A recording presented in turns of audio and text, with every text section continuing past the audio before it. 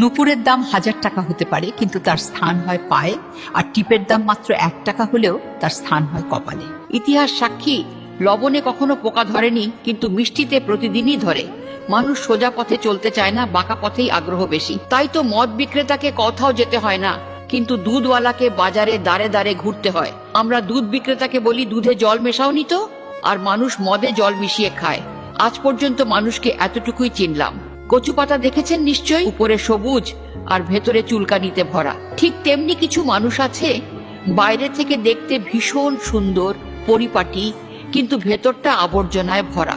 সাপ দুধ খেয়ে বিষ উগরে দেয়, আর গরু ঘাস খেয়েও দুধ দেয়। সুতরাং দোষটা খাবারের নয়, পার্থক্যটা স্বভাবের। নিজের যোগ্যতা নিয়ে কখনো অহংকার করবেন না। মনে রাখবেন, পাথর কিন্তু নিজের ওজনের জন্য জলে ডুবে যায়। কি আজব দুনিয়া জানেন?